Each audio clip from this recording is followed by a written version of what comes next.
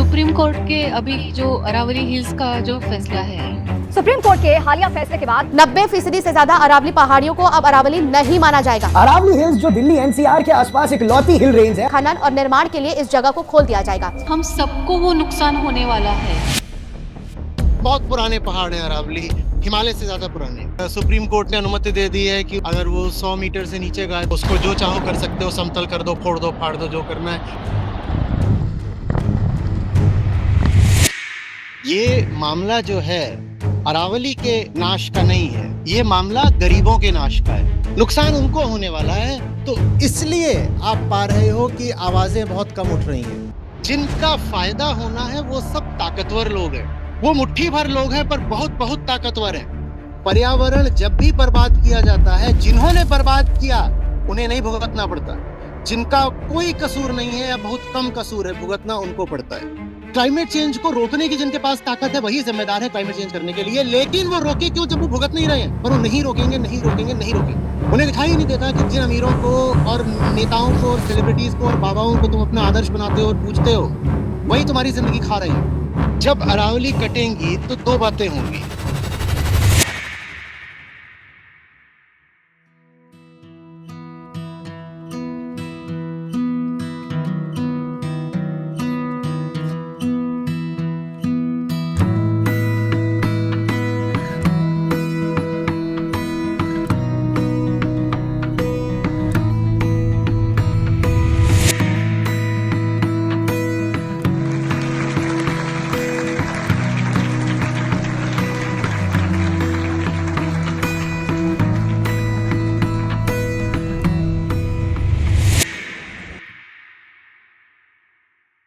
प्रणाम आचार्य जी, मेरा नाम मेधा खेंगरे है। सुप्रीम कोर्ट के अभी जो अरावली हिल्स का जो फैसला है, उससे 90% हिल्स तो माइनिंग एक्टिविटी के लिए खुले हो जाएंगे। इलीगल तो माइनिंग एक्टिविटी हो ही रही है, मतलब 25% और 31% जो राजस्थान की हो रही है। पानी कम हो रहा है, गर्मी बढ़ रही है और ज़्यादा बढ़ेगी, ज़मीन बंजर हो जाएंगी। तो उत्तर भारत और जो नॉर्थ वेस्ट भारत है उनको तो तकलीफ होगी ही, लेकिन हम सबको वो नुकसान होने वाला है। तो ऐसे फैसले कैसे लिए जाते हैं? तो फिर सुप्रीम कोर्ट ऐसे फैसले क्यों ले रहा है? हम सबको नुकसान होने वाला है, माने किसको होने वाला है? आज आप सब यहाँ बैठे हुए हो, ये जो आज की बातचीत है ये टिकटेड बातचीत है ना, ठीक है? आज यहाँ आने के लिए आपने पैसे खर्च करे हैं। जितना टिकट था उतना अगर आपने दिया है तो अरावली के खनन से आपको बहुत कम नुकसान होने वाला है, आपको नहीं होने वाला। प्रश्नकर्ता ने कहा कि पहले ही इतना वहाँ अवैध खनन चल रहा था, कुछ 90% बोला, कुछ 25% बोला कि इतना पहले ही हो चुका था, ये था वो था। कुछ थोड़ा बहुत वहाँ पर पहाड़ के नाम पर ठूंठ बचा हुआ था, उसमें भी सुप्रीम कोर्ट ने अनुमति दे दी है कि उसका जो एलिवेशन है, अगर वो 100 मीटर से नीचे गए तो उसको अरावली गिनो ही मत, और उसको जो चाहो कर सकते हो, समतल कर दो, फोड़ दो, फाड़ दो, जो करना है। फिर कह रही है नुकसान तो हम सबको होगा। नहीं होगा। आप यहाँ जो बैठे हुए हैं, आप ज़्यादातर मध्यम वर्ग हैं, कुछ उच्च मध्यम वर्ग भी हैं। आपको बहुत कम नुकसान होने वाला है और यही कारण है कि कोई विरोध नहीं करने वाला। ये मामला जो है अरावली के नाश का नहीं है, ये मामला गरीबों के नाश का है।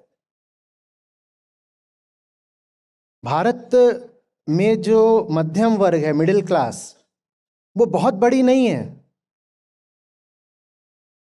खासकर अगर मैं उसको स्ट्रिक्टली मिडिल और अपर मिडिल मानूं तो, अगर मैं जो निम्न आय वर्ग है उसमें लोअर मिडिल इनकम क्लास भी जोड़ दूं, तो वही लोग हैं आबादी का सबसे बड़ा हिस्सा। 2/3, 3/4 निर्भर इस पर करता है कि आप रेखा कहां पर खींच रहे हो और किस आधार पर खींच रहे हो। कुछ आधार तो ऐसे हैं जिन पर अगर आप रेखा खींचो तो 80-90% भारत लो इनकम ग्रुप और लोअर मिडिल क्लास को बिलोंग करता है। नुकसान उनको होने वाला है, तो इसलिए आप पा रहे हो कि आवाजें बहुत कम उठ रही हैं।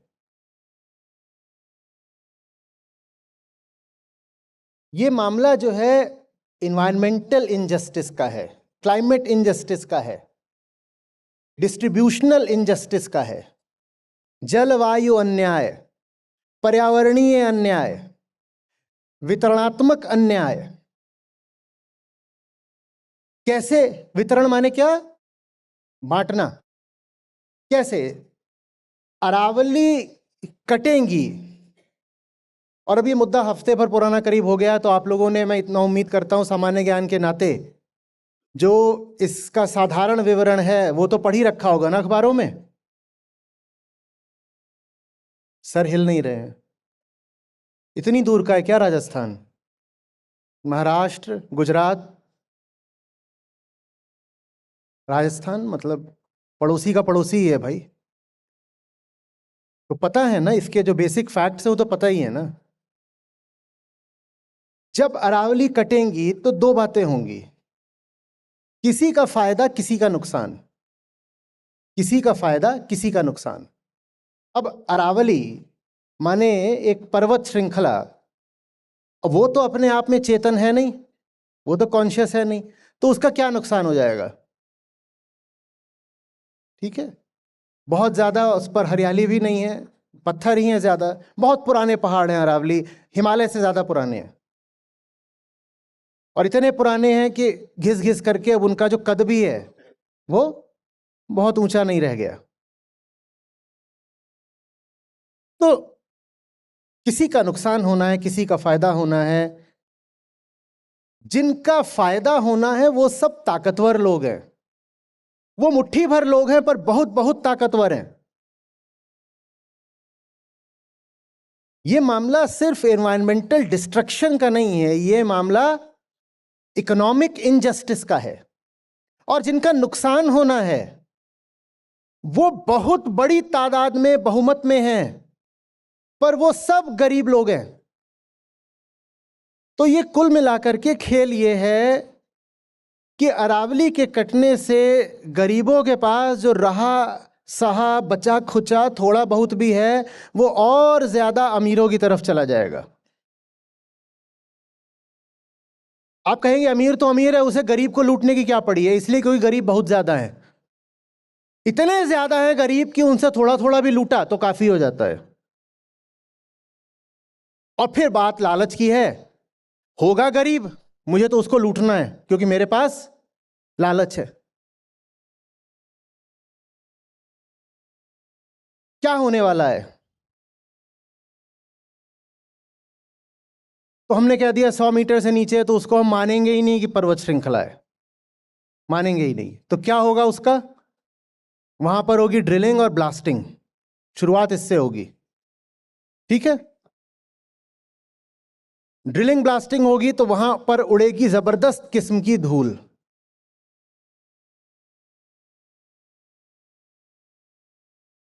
पत्थर निकलेगा और उस पत्थर को ट्रकों में भर भर के ले जाया जाएगा। वो जो पहाड़ था वो अब पत्थर हो गया, वो पत्थर भरा जाएगा ट्रकों में, और फिर उस पत्थर को तोड़ तोड़ कर क्या बनाया जाएगा? गिट्टी और बजरी। ठीक है, इन सब का मुनाफा किसको मिलने वाला है? किसको? वो जो माइनिंग का ठेकेदार है उसको मिलने वाला है, जिसको क्वारिंग का कॉन्ट्रैक्ट मिला है उसको मिलेगा मुनाफा। और ये सब राजनेताओं के संरक्षण से ही मिलते हैं, सब ये जो कॉन्ट्रैक्ट होते हैं उनको मिलेगा मुनाफा। अब वो पत्थर हट गया, वो जगह लगभग समतल हो गई, बहुत ऊंची तो थी भी नहीं, वो जगह थोड़ी समतल हो गई। तो अब वहां पर आएगा बिल्डर और वो वहां पर बनाएगा अरावली ग्रीन्स, और वो कहेगा आप यहां आइए, यहां मैं रिजॉर्ट भी बना रहा हूं और इको टूरिज्म करिए। तो फायदा किसका हो गया? वो जो बिल्डर है जो वहाँ पर अब रेजिडेंसेस बनाएगा और जो वहाँ पर 5 स्टार होटल्स खोलेंगे और अमीरों को कहा जाएगा आओ आओ यहाँ पर इको टूरिज्म करो। कहाँ तुम गुड़गांव में बैठे हुए हो, कहाँ जयपुर में और दिल्ली में बैठे हुए हो, आओ यहाँ पर टूरिज्म करो। और वहाँ पर अब वेडिंग डेस्टिनेशंस भी बनेंगी और ये सब कुछ होगा। खूब फायदा दिखाई दे रहा है ना कि नहीं दिख रहा? जो बिल्डर है रेजिडेंशियल बना रहा है उसको भी होगा, जो बड़ी बड़ी 5 स्टार चेन्स हैं होटल्स की उनको भी होगा, जो पत्थर उखाड़ करके ले गया है उसको भी हो रहा है। और उस जगह पर पानी तो है नहीं, पर वहां पर जो रेजिडेंशियल प्रॉपर्टीज निकलेंगी वो निकलेंगी बहुत महंगी महंगी। तो वहां पर पानी सप्लाई किया जाएगा बोरवेल से, टैंकर से। अब किसका फायदा हो रहा है? वो जो पानी सप्लाई करने वाला है उसकी भी चांदी हो गई। और अमीरों के पास पैसा बहुत है और दिल्ली इतनी बर्बाद हो गई है कि वो भागना चाहते हैं, तो उनको थोड़ी सी भी अगर नीची पहाड़ी पर भी कहीं पर कोई बुला लेगा कि आ जाओ यहाँ पर हमने एक नई सोसाइटी बनाई है, नए विलास बनाए हैं, और उसका कुछ इंटरनेशनल सा नाम दे दो और बोल दो कि देखो ये खास तरह का डेवलपमेंट हो रहा है, पत्थर काट दिया गया है और एकदम चौड़ी साफ सड़कें बनाई गई हैं, तो लोग पहुंच जाएंगे वहां पर। सबका मुनाफा चल रहा है। और यही असली खेल है। मीडिया उन्हीं के हाथ में है जिनका मुनाफा होने जा रहा है, तो मीडिया इस पर आवाज क्यों उठाए? बोलो, नुकसान किनका होने जा रहा है? आम आदमी का। नुकसान किसका होने जा रहा है? पेड़ पौधों का, जानवरों का। नुकसान किसका होने जा रहा है? एकदम जो गरीब लोग हैं उनका। और नुकसान किसका होने जा रहा है? उनका जो अभी पैदा भी नहीं हुए। ये चोरी इस सिर्फ गरीबों की जेब से नहीं की जा रही, ये चोरी अजन्मी पीढ़ियों की जेब से भी करी जा रही है। क्योंकि अब क्या होगा, अरावली क्या करते हैं, मैं उम्मीद करता हूं आप इस पर पहले ही पढ़ चुके होंगे तो बहुत विस्तार की जरूरत नहीं है। अरावली क्या करते हैं? अरावली के पश्चिम में क्या है? रेगिस्तान। तो पहली बात, वहां से जो गर्म हवा आ रही है उसको अरावली रोकता है, और दूसरी बात, वहां से जो धूल आ रही है महीन, उसको अरावली रोकता है। और जिसको आप AQI कहते हैं वो भी किससे बढ़ता है? क्या नापता है AQI? SPM, पार्टिकुलेट मैटर, माने धूल ही नापता है, गैस नहीं नापता AQI। अरावली था जो रोका करता था इसी पार्टिकुलेट मैटर को रेगिस्तान से दिल्ली NCR की तरफ आने से। आप काट दो अरावली को, ये सब और आएगा। आप काट दो अरावली को, गर्म हवाएं और ज्यादा आएंगी।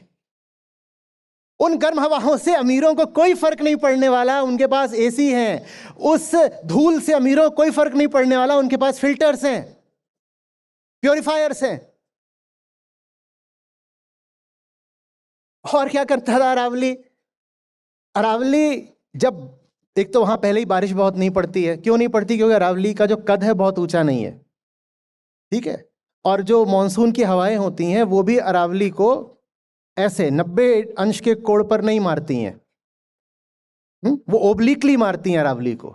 तो इसीलिए बहुत ज्यादा बारिश नहीं होती है, 2 कारणों से। एक तो अरावली का कद ज्यादा नहीं है, दूसरे जो कोलिजन होता है मॉनसून विंड्स का वो परपेंडिकुलर नहीं होता। पर फिर भी कुछ बारिश तो होती थी अरावली से, कुछ तो होती थी। बारिश का होना ही पर्याप्त नहीं होता है, क्योंकि भारत में बारिश के साथ एक गड़बड़ चीज जुड़ी हुई है। क्या? कि मॉनसून साल में बस 3 महीने के लिए होता है। मॉनसून साल में बस 3 महीने के लिए होता है। बहुत सारे दुनिया के देश हैं जहां पर जो एनुअल रेनफॉल है वो ऑलमोस्ट इवनली डिस्ट्रीब्यूटेड होता है, माने प्रति माह थोड़ी थोड़ी वर्षा होती रहती है। भारत में ऐसा नहीं है। भारत में तो ज्यादातर बारिश है वो जून से लेकर सितंबर के बीच में समाप्त हो जाती है, वो भी ज्यादा जुलाई और अगस्त में। इससे आशय क्या है? इससे आशय यह है कि बाकी समय में कोई बारिश नहीं होती तो पानी बचाना पड़ता है। मॉनसून में ही गिर गया सारा पानी, और उसी पानी का इस्तेमाल साल भर होना है। पानी बचेगा कैसे? पानी तब बचेगा जब पानी जमीन के भीतर चला जाए, तभी तो बचेगा ना, ग्राउंड वाटर, तभी तो रिचार्ज होगा। पानी नीचे उतना ही जा सकता है जितना उसको सरफेस एरिया मिल रहा है नीचे जाने के लिए।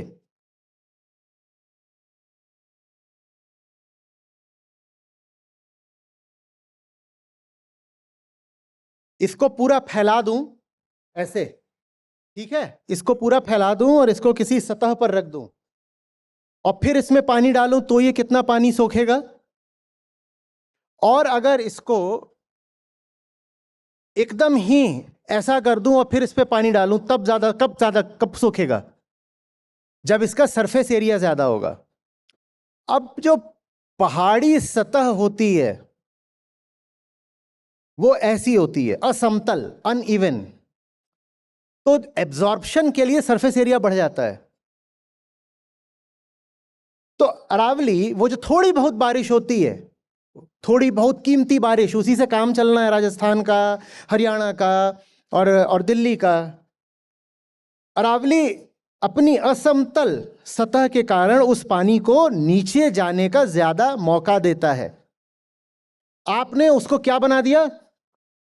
एक फ्लैट स्मूथ सरफेस।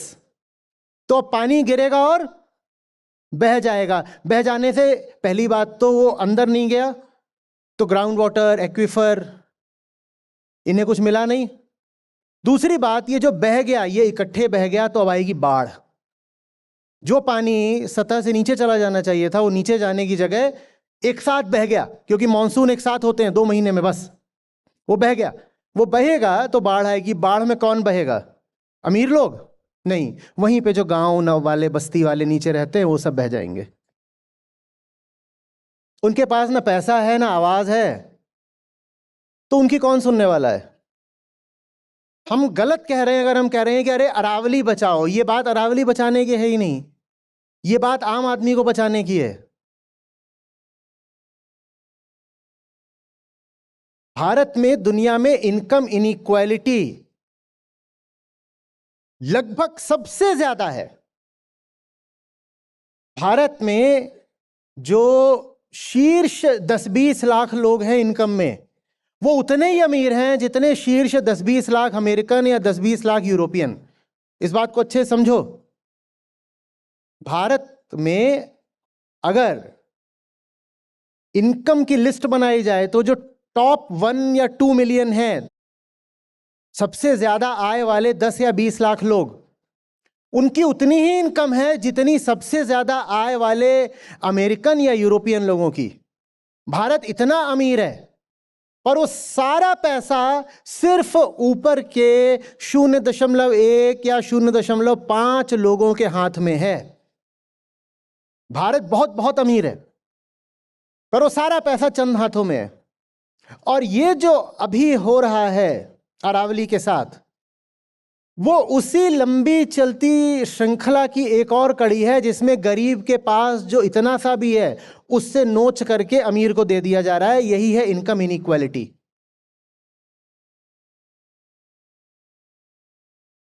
बात आ रही है समझ में? तो ये आप गलत देख रहे हो अगर आप कह रहे हो कि ये तो अरावली के साथ कुछ हो रहा है। अरावली के साथ नहीं हो रहा है, ये अमीरों और गरीबों के बीच में कुछ चल रहा है। आप कहते हो हम सब पर असर पड़ेगा। क्या असर पड़ेगा? हम लोग यहां हॉल में बैठे हैं, एसी चल तो रहा है, क्या असर पड़ने वाला है? आपको कभी पानी की किल्लत हुई है क्या? बल्कि आपके पास बड़ी गाड़ियां हैं, एसयूवीज हैं, आप तो खुश होगे। आप कहोगे डेवलपमेंट हो रहा है, डेवलपमेंट, देखो चौड़ी सड़क बना दी पहाड़ पर। आपको ये थोड़ी दिखेगा कि उस चौड़ी सड़क ने एक्वीफर को बाधित कर दिया है, नीचे नाश हो गया, उस सड़क के नीचे सब बर्बाद हो गया, पर ऊपर ऊपर सड़क जो है चिकनी चिकनी चौड़ी चौड़ी दिखाई दे रही है। आप खुश हो जाओगे। धूल आएगी, धूल से कुछ भी होता है। कोई भी एक मास हेल्थ प्रॉब्लम जब खड़ी होती है तो उसमें बहुत डिस्प्रपोर्शनेट तरीके से, गैर अनुपातिक तरीके से गरीब ही मारा जाता है।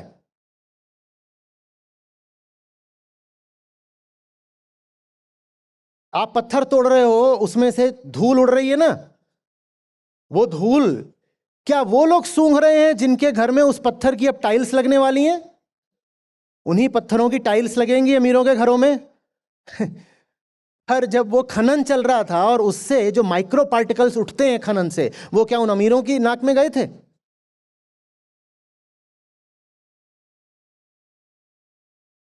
कुछ मिनरल्स भी निकल सकते हैं इन पहाड़ियों पर। वो जो मिनरल्स निकलेंगे, उन मिनरल्स को निकालने की सारी जिम्मेदारी किस पर है? वहां जो एक गरीब वर्कर है, पर उन मिनरल्स का इस्तेमाल कौन करने वाला है?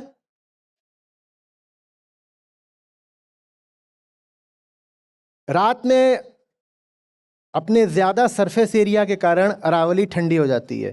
क्यों? क्योंकि वहां पर राजस्थान में बादल बहुत कम होते हैं। जब बादल बहुत कम होते हैं ना, तो जो ओपन सरफेसेस होती हैं वो अपनी हीट को स्पेस में वापस रेडिएट कर देती हैं। तो वो जो अरावली ठंडी हो जाती है, उसका कुछ असर अगली सुबह तक भी चलता है। अगली सुबह तक भी कुछ ठंडक रह जाती है। आपने उसको काट कूट के समतल कर दिया तो उसकी रेडिएट करने की क्षमता भी चली गई। पहले ही गर्मी इतनी है इस क्षेत्र में जिसकी बात हो रही है, वहां गर्मी और बढ़ेगी, लेकिन उस गर्मी का कोई भी असर अपर मिडिल क्लास पर नहीं पड़ना है। मिडिल क्लास पर भी बहुत कम असर पड़ना है। वो जो मजदूर है, वो जो सड़क पर मोमोज बेच रहा है, वो जो रिक्शा चला रहा है, वो जो ऑटो चला रहा है, जो ठेला लगा रहा है, मरेंगे ये।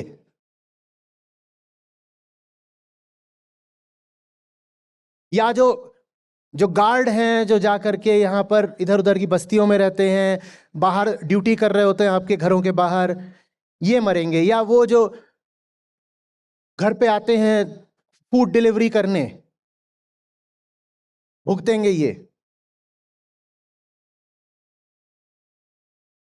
इसलिए आप पा रहे हो कि कोई बड़ी आवाज इसमें नहीं बोल रही है, क्योंकि किसी का कोई नुकसान होने जा ही नहीं रहा। सबको ऐसा लग रहा है नुकसान तो होगा और भरपूर होगा, पर वो नुकसान क्या है इनको दिखाई नहीं दे रहा। बात आ रही है समझ में? यही काम हिमालय के साथ हुआ है, यही काम वेस्टर्न घाट्स के साथ हुआ है, जहां आप लोग हैं, ये जो हमारे पश्चिमी घाट हैं। यही काम समुद्र तटों के साथ और नदियों के तटों के साथ हुआ है। इकोलॉजिकल डिस्ट्रक्शन हमेशा अनजस्ट होता है। पर्यावरण जब भी बर्बाद किया जाता है, जिन्होंने बर्बाद किया उन्हें नहीं भुगतना पड़ता। जिनका कोई कसूर नहीं है या बहुत कम कसूर है, भुगतना उनको पड़ता है। और यही कारण है कि क्लाइमेट चेंज को लेकर के दुनिया कुछ नहीं कर रही है, क्योंकि क्लाइमेट चेंज को रोकने की जिनके पास ताकत है वही जिम्मेदार है क्लाइमेट चेंज करने के लिए। लेकिन वो रोके क्यों जब वो भुगत नहीं रहे हैं? जो क्लाइमेट चेंज कर रहे हैं उन्हें क्लाइमेट चेंज की मार नहीं भुगतनी पड़ रही है, और उन्हीं के पास ताकत है नीति निर्धारण की कि वो रोक पाए, पर वो नहीं रोकेंगे, नहीं रोकेंगे, नहीं रोकेंगे। और जो भुगत रहे हैं वो गूंगे हैं और मूर्ख हैं।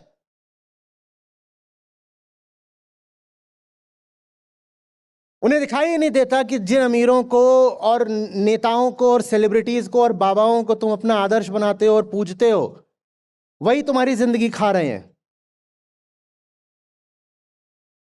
सर, लेकिन करने वाला कोई होता है, भरने वाला कोई होता है। तो पड़ोसी राज्य के, मतलब हम अगर महाराष्ट्र से हैं तो हम उनके प्रति जो करुणा रखते हैं, तो आप वो उसका करुणा क्या? वेस्टर्न घाट्स के लिए रख लीजिए ना। आप चलिए महाराष्ट्र से हैं तो आप छोड़िए अरावली को।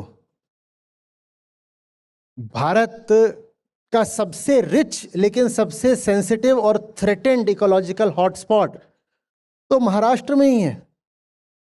महाराष्ट्र से शुरू करके केरल तक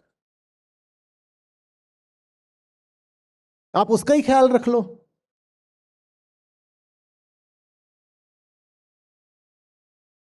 आप उसका भी क्या ख्याल रख रहे हो?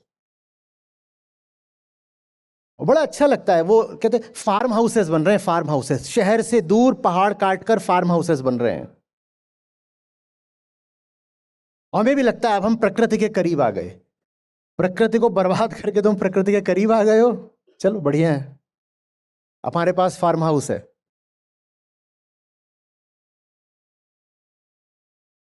सबसे गंदे इनके नाम होते हैं। इनके नामों में होगा eco, green, nature, trees, pines.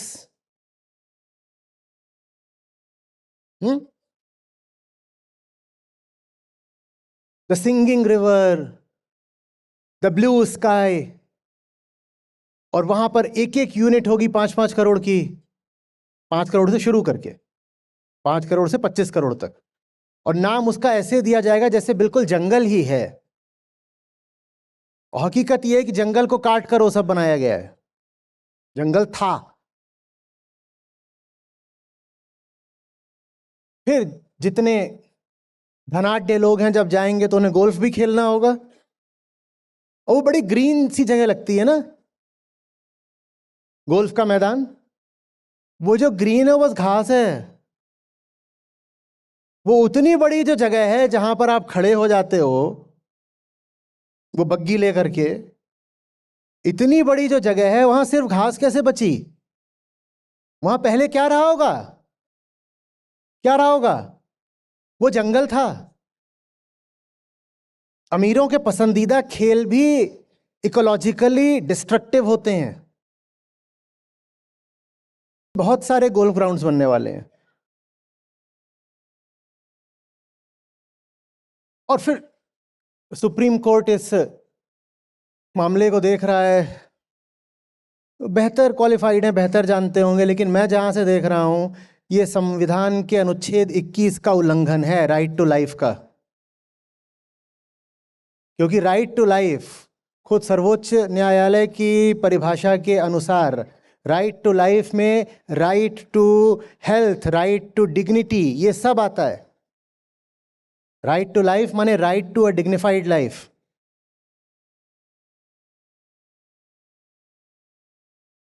अगर कोई फैसला ऐसा है जिससे लाइफ पॉल्यूटेड हो जाएगी तो वो आर्टिकल 21 का उल्लंघन है।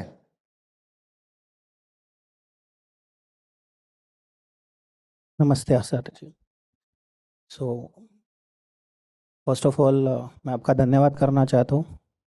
1-1.5-2 साल पहले आप हमारे जीवन में आए आपके विचारों के माध्यम से, और आप जब आए तो हमने देखा कि आप पहले ऐसे व्यक्ति थे जो बिना ईगो के आ रहे, बिना वो वस्त्रों के, मालाओं के, और केवल प्योर विचारों के साथ आ रहे। और केवल आप नहीं आए, आप बड़े ज़ोरदार तरीके से, आपके साथ कबीर साहब आए, बोध आए और कृष्ण जी आए। घर में आए तो बच्चों के साथ भी बातें शुरू हुई, आपके विचार बच्चों तक पहुंचा रहे। ऑटोमोटिव इंडस्ट्री में काम करते हैं तो पहले के जो दुख थे जो अभी हास्यास्पद लगने लगे, और बट अभी जो दुख आ रहा है, अभी जो बेचैनी आ रही है, ये काफ़ी बेचैन करते हैं। क्योंकि जब कॉर्पोरेट वर्ल्ड में हम बात करते हैं और इसी मुद्दे पे काम होता है एज अ ऑटोमोटिव, हमको एक आजकल सस्टेनेबिलिटी और CO2 न्यूट्रलिटी की बड़ी बातें चल रही है। बात ये होती है कि हमें धरती को बचाना है तो हमें ये चीज़ें करनी है, स्कोप 1 करना है, स्कोप 2 करना है, इलेक्ट्रिसिटी पे काम करना है, और हम बड़े प्रवचन देने लगते हैं हमारे सभी लोगों को कि हमें ये करना है, वो करना है। बट वो करते समय काफ़ी छोटा महसूस होता है, क्योंकि उसी समय हमें दिख रहा है कि अभी अरावली की बात हो रही है, उसी समय हम सोच रहे हैं कि हम छोटे छोटे क्रियाओं से कुछ बचा लें, और उसी समय दिख रहा है इतने बड़े वॉर्स हो रहे हैं। हर दिन इतनी CO2 न्यूट्रलिटी की एक तरफ हम बात कर रहे हैं, उसके हज़ारों करोड़ों गुना हर दिन ये सब CO2 न्यूट्रल चीज़ें हो रही है। और organisations are very eager because they now see the profit from the CO2 neutrality project. और अमीरों की जो थॉट प्रोसेस है प्रॉफिटेबिलिटी की तरफ ही पूरी दुनिया झुक रही है, और वो काफ़ी पावरफुल है और ये दुखप्रद है। जब हम घर में बच्चों के साथ बातें करते हैं, ये विचार बच्चों तक पहुंचाते हैं, कहीं ना कहीं ये डर लगता है कि हम उन्हें बता रहे हैं बट हम जी नहीं रहे। तो वो एक बेईमानी अंदर से हर तरफ हर दिन आती है कि हमें बताना भी है, अंदर बेईमानी भी है। ऑफिस में भी बात हो रही है बट अंदर बेईमानी है। हम बात कर रहे हैं कि हमको धरती बचानी है, तो इसमें आपका मार्गदर्शन चाहूँगा। पृथ्वी आपकी अकेले की थोड़ी ही है, यहाँ बेईमानी नहीं है, अभी समझ में कमी है।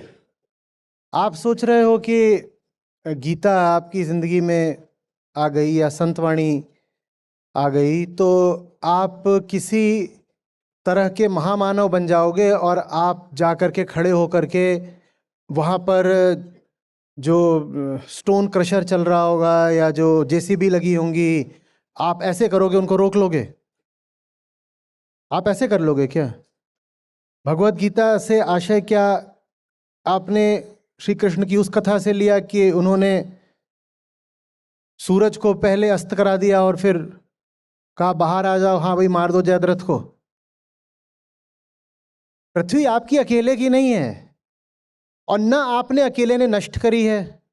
तो आप अकेली ग्लानि माने व्यक्तिगत ग्लानि रख करके भी क्या कर लोगे? वो भी एक तरह की बेईमानी है। जो भी संकट हैं, चाहे वो अरावली के हों, चाहे जलवायु के हों, हाँ, चाहे वन्य प्रजातियों की विलुप्ति के हों, वो आपने करा है सब। क्या आपने करा है? तो आप बैठ करके कहो कि नहीं मुझे तो गिल्टी फील करना है, मुझे तो बुरा अनुभव होना चाहिए, मैं दोषी हूं, तो ये भी क्या है? ये पृथ्वी सबकी है, तो उसे बर्बाद भी करने में एक बड़ी संख्या में लोगों का हाथ रहा है। कुछ लोगों ने सक्रिय रूप से करा है और कुछ लोगों ने परोक्ष रूप से करा है, अपनी निष्क्रियता से करा है, लेकिन हाथ सबका रहा है। एक आदमी है जो ऐसे बर्बाद कर रहा है कि वो जाकर के जंगल काट रहा है, तो उसने ऐसे बर्बाद किया, और बाकी है वो ऐसे बर्बाद कर रहे हैं कि जंगल काटने वाले आदमी को पूज रहे हैं, बाकियों ने ऐसे बर्बाद किया। और जंगल काट करके जो उत्पाद निकल रहा है वो उसको भोग रहे हैं, कंज्यूम कर रहे हैं, बाकियों ने ऐसे बर्बाद किया। हाथ सबका है, तो आप अकेले क्या कर लोगे? तो व्यक्तिगत गिल्ट से लाभ क्या होने वाला है? और यहीं से फिर समाधान निकलता है। जब पृथ्वी सबकी है और सबने डायरेक्टली या इनडायरेक्टली बर्बाद करी है, तो अगर पृथ्वी बचेगी भी तो सिर्फ तब बचेगी जब जब जब सब जगेंगे। आपका काम ये नहीं है कि आप कहो कि अरे ये फलानी चीज हो रही है, मैं उसको रोक नहीं पा रहा। आपको रोकने का काम, जो कुछ भी गलत हो रहा है, कहीं स्लॉटर हाउस है, आपका ये काम नहीं है कि जाकर के उस स्लॉटर हाउस में घुस के आप रोक दोगे। आप फिल्मी हीरो थोड़े ही हो। आपका काम है कि आप पूरी जान लगा दो ये सूचना और चेतना फैलाने में कि मांसाहार क्या होता है, कि वन्य प्राणियों की विलुप्ति और जलवायु परिवर्तन में क्या रिश्ता है। क्योंकि वो स्लॉटर हाउस तभी तक चल सकता है जब उसका माल खरीदने वाला कोई हो, और जब तक उसका माल खरीदने वाला कोई है, आपने मान लीजिए उस स्लॉटर हाउस में जाकर डायनामाइट भी लगा दिया, तो क्या होगा? क्या होगा? उसके बहुत विकल्प हैं। जो उसके प्रतिस्पर्धी हैं उनको फायदा हो जाएगा, और जहां आपने डायनामाइट लगा भी दिया, 6 महीने बाद आप पाओगे वो दोबारा खड़ा हो गया। ये समस्या आम आदमी की चेतना की है, और आम आदमी की चेतना को ही ठीक करके इसका उपचार हो सकता है। आप लोग समझ क्यों नहीं रहे इस बात को? कभी आपको लगता है टेक्नोलॉजिकल इनोवेशन से उपचार हो जाएगा, और कभी आपको लगता है पॉलिसी मेजर से हो जाएगा, और कभी जब आप ज्यादा ईमानदार हो जाते हो तो आपको लगता है कि पर्सनल इंटरवेंशन से हो जाएगा, पर्सनल हीरोइज्म से हो जाएगा। इनसे किसी से नहीं होने वाला। सबने बर्बाद करा है तो बचाएंगे भी सभी, और अगर सब नहीं बचा रहे तो कोई एक सुपरमैन आकर नहीं बचा सकता। बात आ रही है समझ में? आपको दिखाई दे रहा है वो बकरा है, वो कट रहा है, आप कैसे रोक लोगे? जो काट रहा है वो बोलेगा बकरे पर मेरा भी हक है भाई, मैंने खरीदा है। आप क्या कर लोगे? अब वो कहेगा इस पृथ्वी पर जितने भी जानवर हैं वो सब तेरे हैं क्या? मैं उन्हें मारना चाहता हूं, पृथ्वी मेरी भी है, मैं मारना चाहता हूं। आप कहेंगे पृथ्वी मेरी है, मैं बचाना चाहता हूं, वो कहेगा पृथ्वी मेरी भी है, मैं मारना चाहता हूं। आप उसे कैसे रोक लोगे? इंसान को जागृत करे बिना कोई समाधान नहीं है। तो आपने अगर गलती करी भी है जिसकी आपको ग्लानि होनी चाहिए, तो वो ये है कि आपने संख्या बल नहीं बढ़ाया। 100 बार बोलता हूं संख्या बल बढ़ाओ, संख्या बल बढ़ाओ। जान लगा दो लोगों को जोड़ने में अपने साथ। पर आप जान लगाने से बेहतर समझते हैं गिल्ट को पालना। आप अपने अंधेरे कोने में कमरे में बैठ करके गिल्टी अनुभव कर लेंगे, पश्चाताप कर लेंगे, रो लेंगे, खुद को ही दोषी अपराधी घोषित कर लेंगे। ये चलता है आपका। लेकिन आप ये नहीं करोगे कि घर से बाहर निकल करके खड़े हो जाओ और कहो कि 1000 लोगों को जोड़कर दिखाऊंगा। ये आप नहीं करोगे। गिल्ट कन्वीनियंट है। गिल्ट में, अपराध भाव में सुविधा है, सुरक्षा है। और बाहर निकलकर साहसपूर्ण निष्काम कर्म करने में अहंकार को खतरा है, तो वो नहीं करता। वो कहता है हाँ मैं तो बुरा हूं, मैं तो दोषी हूं, मुझे दोषी मान लो, मुझे 2 चप्पल मार दो, वो ठीक है, लेकिन मैं युद्ध में नहीं उतरूंगा। आप युद्ध में नहीं उतरना चाहते। आप कायर कहलाने की पीड़ा झेलने को तैयार हो, आप भगोड़ा कहलाने का दोष लेने को तैयार हो, लेकिन आप युद्ध में उतरने को तैयार नहीं हो। आप जिस व्यक्ति से सवाल पूछ रहे हो उसने क्या करा, आप बताओ तो उसने क्या करा। क्या मैंने इंतजार करा कि मैं एक संस्था बना दूं, उस संस्था का एक बोध स्थल बना दूं और उसमें जिसको आना हो आएगा, जिसको नहीं आना हो नहीं आएगा? मैंने करा क्या? मैंने क्या करा? मैंने आपका इंतजार नहीं करा। आप अगर आज यहां बैठे हो तो इसलिए बैठे हो क्योंकि मैं आपके घर में घुस गया था। आप मेरे पास नहीं आए थे। मैं आपके मोबाइल के अंदर घुस घुस के आपको यहां लेकर के आया हूं और एल्गोरिदम मुझे सपोर्ट नहीं कर रहा था। तो जो कुछ मेरे पास था, जितने संसाधन थे, वो मैंने सब प्रचार में लगा दिए ताकि मैं आप तक पहुंचूं, ताकि संख्या बल बढ़े। मैं ये थोड़ी कह सकता था कि जब इनकी मर्जी होगी तब समझ ही लेंगे। आप अपना काम करते रहिए, बाकी लोग धीरे धीरे आ जाएंगे। अरे समय नहीं है इतना, कैसे आ जाएंगे? 10-20 साल मेरे पास हैं, 10-20 साल पृथ्वी के पास भी हैं। मैं कैसे प्रतीक्षा कर लूं कि जब लोगों को अपनी ओर से बात समझ में आएगी तो आ जाएंगे? अपनी ओर से क्या समझ में आएगी? गीता तो शताब्दियों से है, अपनी ओर से आ गई थी। क्या समझ में आ गई थी? पर यह मूर्खों का, बल्कि बेईमानों का पसंदीदा तर्क होता है कि आप इतनी जबरदस्ती और इतना प्रचार क्यों करते हैं? आप अपनी बात कहिए, जिसको सुननी होगी, जिसको समझनी होगी, वो खुद ही आ जाएगा अगर बात में दम होगा तो। क्या कृष्ण की बात में दम नहीं था? कृष्ण की बात में तो पूरा दम है, पर गीता समझी कितनों ने? बात में दम होना पर्याप्त नहीं होता, अहंकार के घर में घुसकर उसको मारना पड़ता है। संख्या बल बढ़ाने के लिए जो करना हो करो, क्योंकि आम आदमी ही है जो उत्तरदायी है। अगर अपनी सक्रियता के द्वारा नहीं तो अपनी निष्क्रियता के द्वारा उत्तरदायी है वो। जब तक उसको जगाओगे नहीं तब तक रोने से कुछ नहीं मिल जाएगा कि अरे अरे मैं क्या करूं, पृथ्वी बर्बाद हो गई मेरे जीते जी, मैं कुछ कर नहीं पाया, मैं महा अपराधी हूं। रो लो।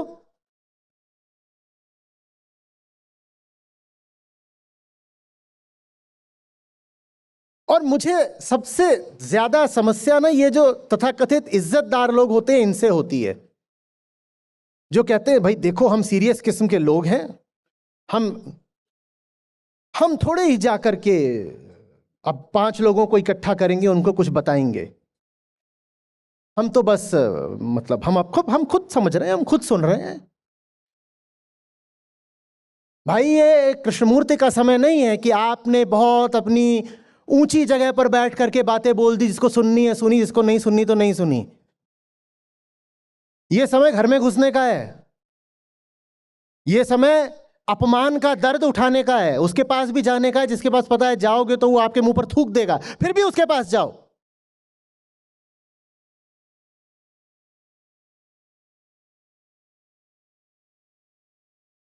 पर हमारी कम्युनिटी में भी बहुत ज्यादा इज्जतदार लोग हैं और वो एक तरह का प्रायश्चित करने के लिए डोनेशन कर देते हैं। वो कहते हैं हम तो कुछ नहीं कर पा रहे, पर हमें पता हम कुछ नहीं कर पा रहे, तो एक काम करिए, इस बार ये 1000 रुपये ज्यादा डोनेशन रखो अपनी जेब में, अपनी डोनेशन। संस्था तुम्हारी डोनेशन इकट्ठा करने के लिए थोड़ी ही है, संस्था का एक मिशन है। अगर वो मिशन ही नहीं पूरा हो पाया तो इस डोनेशन का क्या करेंगे?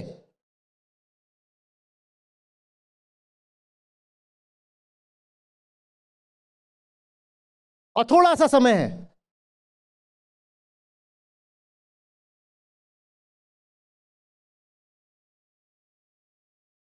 आप लोग बहुत ज्यादा इज्जतदार हो। आपकी बिल्कुल ऐसे जान सूख जाती है अगर कोई आपको, वो जो मां बहन वाली गाली होती है वो तो दूर की है, कोई आपसे कड़े रुख में भी बात कर दे तो आपको लगता है अरे that's a blot on my respectability.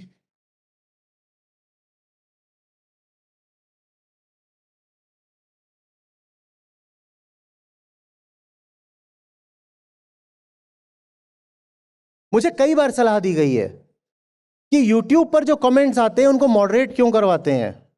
देखने दीजिए ना पूरी जनता को कि हिंदुस्तान कैसा है।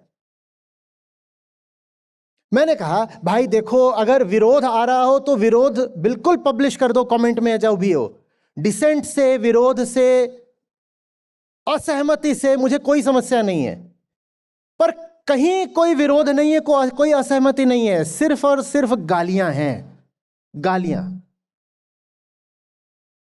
सिर्फ और सिर्फ गालियां। किसी के पास बौद्धिक तल पर विरोध करने के लिए कोई तर्क है ही नहीं। या तो गालियां हैं या झूठ है, मिस इन्फॉर्मेशन। और वो तो मैं पब्लिश नहीं होने दूंगा, वो मेरी जिम्मेदारी है। क्योंकि अगर मैं झूठ को, मिस इन्फॉर्मेशन को पब्लिश होने दे रहा हूं तो इसका मतलब है मैं उसको फैलाने में साझेदार हो गया। मैं अपना प्लेटफॉर्म, मैं 6 करोड़ लोगों का प्लेटफॉर्म किसी झूठ बोलने वाले का कमेंट पब्लिश करने के लिए क्यों इस्तेमाल होने दूं? उसको झूठ बोलना भी है तो जाकर के खुद बोलना अपना, तेरा जो भी है।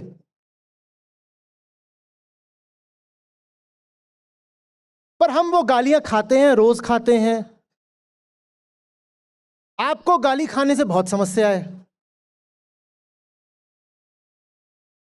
आप अपनी नाजुक सी इज्जत बचाए घूम रहे हो। नहीं नहीं नहीं,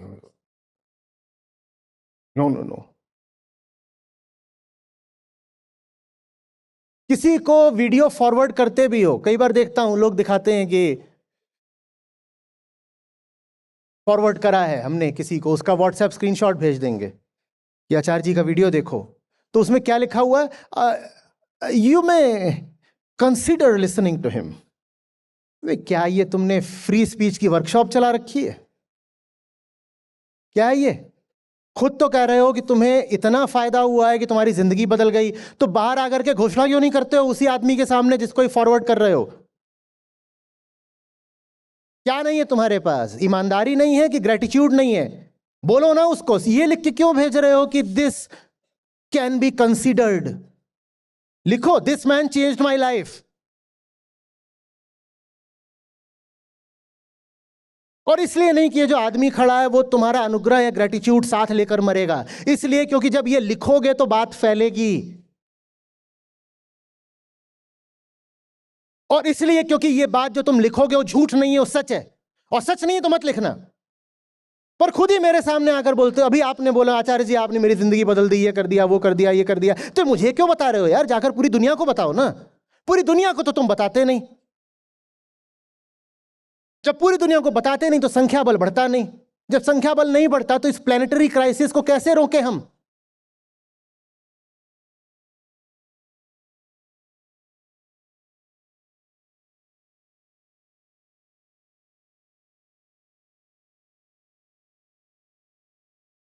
सारी लड़ाई हमने डिजिटली लड़ी है, क्योंकि ये समय ब्रिक एंड मोर्टार का नहीं है। ये समय नहीं है कि मैं कहीं पहाड़ पे जाकर के कोई आश्रम बना दूं और उसमें अधिक से अधिक 1000 लोग आ सकते हैं या 2000 आ सकते हैं। 1000-2000 से क्या होगा? क्या होगा 1000-2000 से? और पैसा बहुत लग जाएगा 1000-2000 बनाने में। ना हमारे पास पैसा था और ना हमें कोई आश्रम बनाने में कोई लाभ दिखाई दिया। काम सारा हमारा डिजिटल है, और डिजिटल काम इस वक्त वैलिडिटी पाता है एआई से, क्योंकि डिजिटली तो बहुत सारी वॉइसेस है, जिसके जो मन में आता है वो लिख देता है। सोशल मीडिया पर, इधर उधर, वेबसाइट पर, व्लॉग पर लोग सब कुछ लिखते रहते हैं अपना। उसमें से क्या सही है क्या गलत है उसका जज अब कौन बन बैठा है? एआई बन बैठा है। आपको कहीं कुछ बात तय करनी होती है तो आप जाकर के चैट से या ग्रॉक से पूछते हो, Grok please tell me the reality of this. आपने कभी सोचा कि चैट, ग्रॉक, जेमिनी ये आपको रियलिटी कैसे बता पाएंगे अगर वो रियलिटी आप खुद ही बाहर जाकर के डिक्लेयर नहीं कर रहे हो? तो जो हमारे काम को रोकने वाले लोग हैं वो छतों पर चढ़कर चिल्ला रहे हैं डिजिटली, और एआई उनकी बात को पिक करता है रेडिट से, कोरा से। और हमारे काम को लेकर जब कोई सवाल पूछा जाता है तो एआई उनकी बात बता देता है, क्योंकि आप लोग इतने इज्जतदार हो कि आपके मुंह में जबान नहीं है। अब इज्जतदार हो कि डरपोक हो आप जानो। पर मुझे यह पता है कि ग्लानि से कुछ नहीं होता।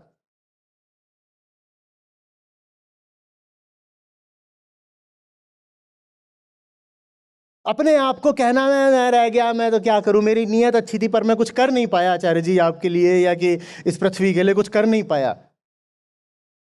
तो मैं तो आपसे कहूंगा कि जाओ देखो क्या कहती हैं हमारी किताबें, न दैन्यम न पलायनम। दीनता जैसी कोई चीज नहीं है। मुझे तो दिख भी गया होगा मैं लड़ाई बुरी तरह हार चुका हूं, और आखिरी दिन आखिरी मिनट है मेरा, मैं तब भी लड़ रहा हूंगा। मुझे पता होगा ये हारी हुई लड़ाई, इसमें कुछ नहीं है। मैं ये थोड़ी कहूंगा कि मैं अब बैठ के रोऊं, अब तो कुछ हो नहीं सकता, अब तो बस छूट गई, अब तो मरने का समय आ गया। लेकिन आप लोगों को दीनता बहुत प्यारी है।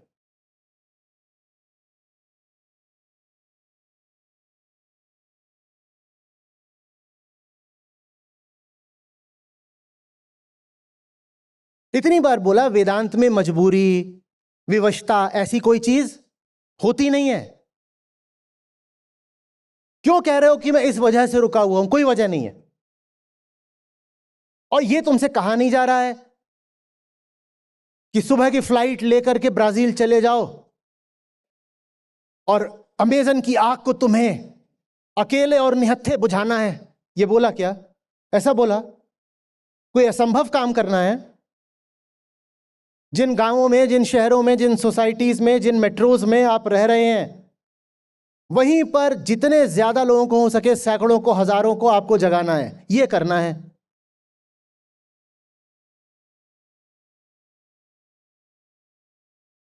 पर आधे तो यहां पर आए भी छुप छुप के होंगे।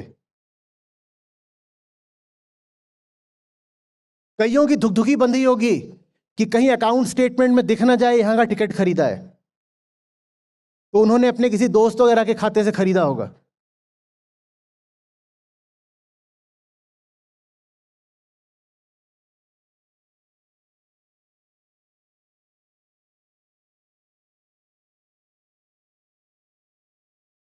संस्था से आपका रिश्ता वैसा ही है जैसा कुंती का सूर्य से था, कि प्यार तो है पर जमाने को नहीं बता सकते। और फिर उससे महाभारत ही होती है। कर्ण को बहाया नहीं होता ना तो महाभारत भी नहीं होती। आप अपने कर्ण को रोज बहा देते हो।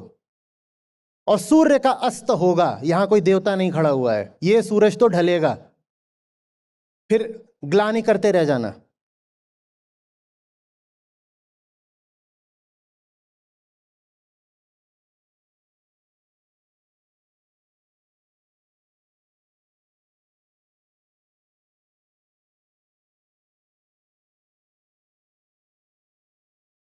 मुझे कबीर साहब से जो मिला वो मैंने छुपा कर रखा।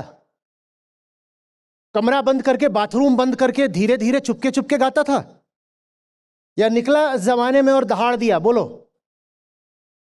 और आज नहीं, यहां से 7-8 साल पहले बोला था कि मर रहा हूंगा तो एक निर्गुणी भजन सुना देना साहब का, ये गंगा जल वगैरह लाने की कोई जरूरत नहीं है। याद है? वीडियो के शीर्षक में शायद फैन बॉय लिखा हुआ है।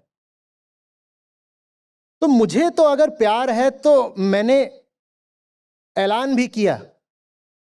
आपका कौन सा प्यार है कि प्यार भी करना है और इज्जत भी बचानी है? मैं तो कुंती हूं और रोऊंगी फिर टप टप टप टप।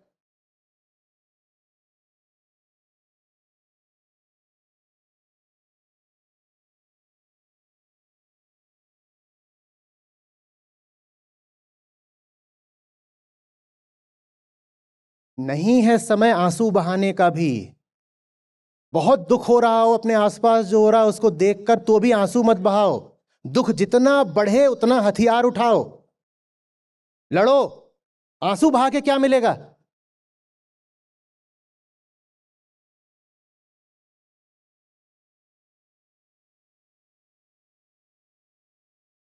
बोलिए।